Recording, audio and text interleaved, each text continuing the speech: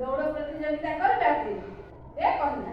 ସେଇଠୁ ହଁ କହିଲା କଇଁଛ ଭାଇ ତାପରେ ଠେକୁଆ ବି ରାଜି ହେଇଗଲେ ଦି ଜଣ ସାଙ୍ଗ ରାଜି ହେଲେ ତାପରେ କୋଉଠୁ ଯିବା ତାପରେ କହିଲେ ସେଇ ନଡ଼ିଆ ଗଛ ଖଜୁରୀ ଗଛକୁ ଛୁଇଁକି କଣ ଖଜୁରୀ ଗଛକୁ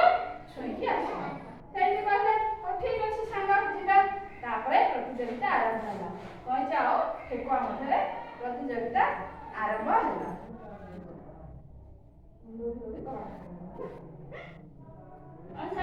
ତାପରେ କଣ ହେଲା ମୁଁ ହଉଛି କଣ ଠେକୁଆ ସେ ହଉଛି କଇଁଛ ହେଲା ପ୍ରତିଯୋଗିତା ହେଲା ତାପରେ 3 ଜଣ ଯାକ ଗଲେ ଦୌଡ଼ି ପ୍ରତିଯୋଗିତା ହେଲା ଧାଇଲୁ ଧାଇଲି ଆগে ଧୀରେ ଧୀରେ ଧାଇଲି ତାପରେ ଠେକୁଆ ଆଉ ବାଟେ ଶୋଇପଡ଼ିଲା ଗଛ ଛାଇ ତଳେ ଶୋଇପଡ଼ିଛି ତାକୁ ନିଦ ଲାଗିଲା କିଛି ସମୟ ତାହେଲେ ହେଇଯାଇଥିଲା ନା ନାଇଁ ଠେକୁଆ ଧାଇଁ ଧାଇଁ ଆସିଲା ତାପରେ ଶୋଇ ଉଠିକି ଗଛ ଆଡ଼େ କଇଁଛ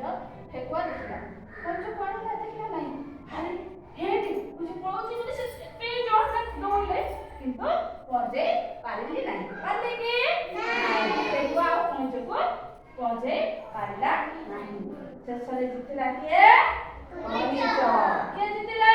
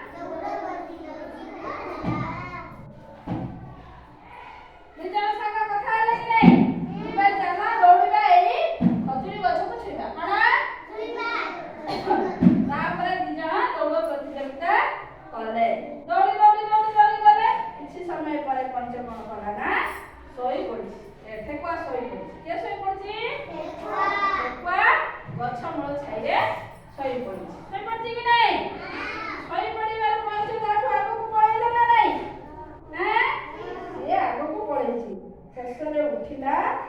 ଆଉ ଦେଖିଲା ଦେଖିକି ଜୋରରେ ଦୌଡ଼ିଲା କେତେ ଜୋରରେ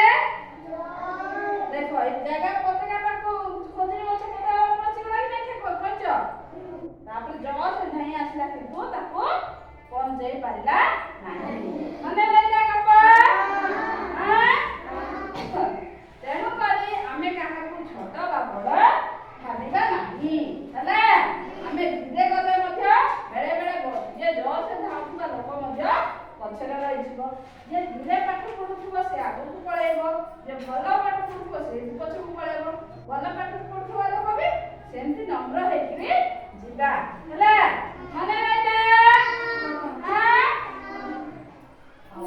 ଏଥର ପ୍ରଶ୍ନ ପଚାରୁଛି